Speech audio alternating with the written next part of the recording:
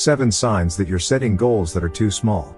Not everyone can be a daredevil in setting global goals for themselves, and that's okay. But there are times when our aspirations turn out to be too small and don't lead to a better life in any way. And a few signs give away that this is the case. Your goals don't scare you. It's not about being terrified of your goal and shaking at the mere thought of it. But total comfort with aspirations doesn't lead to good results either.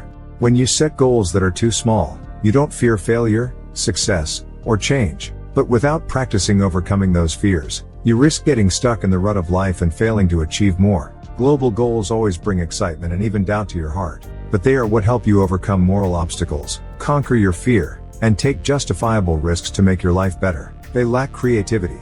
If your goals don't seem in any way creative to you, perhaps they are too small. Why is this the case? The thing is, goals devoid of creativity mean that you're trying to accomplish the same thing as everyone else. You probably didn't force yourself to think about what you want to do, but just copied the behavior pattern of people you consider successful. Of course, you don't have to be a trendsetter in everything, but in some cases it's important to have confidence that your goals are yours and not imposed by someone else, even though all people are to some extent products of their environment.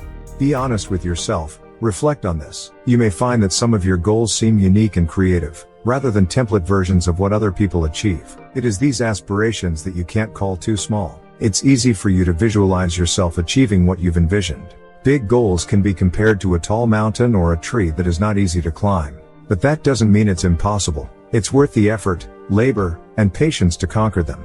It's the same with goals. If it's easy for you to visualize yourself achieving what you have in mind, maybe your aspirations aren't that great. It's important to have goals of varying sizes, but if you don't have any big ones in store, it's worth reconsidering your approach to success. Always stick to the golden mean, making sure your aspirations are achievable but not too easy to achieve. Let's take a simple example. You want to become a writer.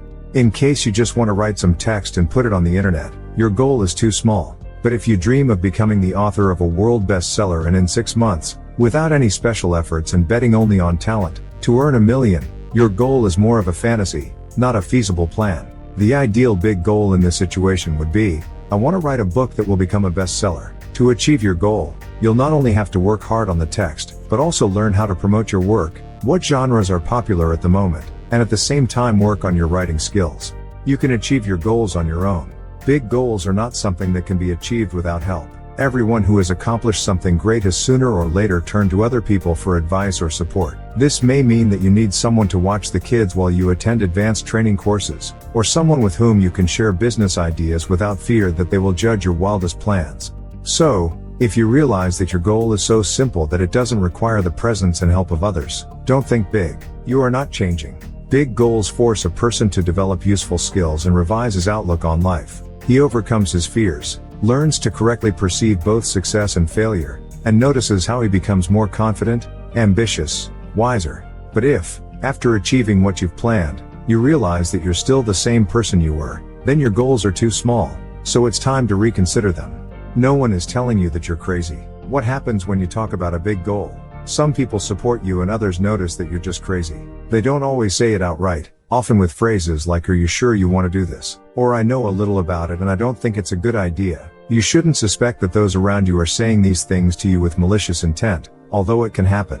More often than not, their own fear of big goals is behind this reaction, as well as genuine concern for you. They are simply worried that you might fail or lose something important. But you shouldn't give up on a big goal if it's reasonable and rational, even if others think you're crazy. It shows that you can think globally and set goals that others can't. They are not inspiring to those around you. There are everyday goals that millions of people try to achieve every day.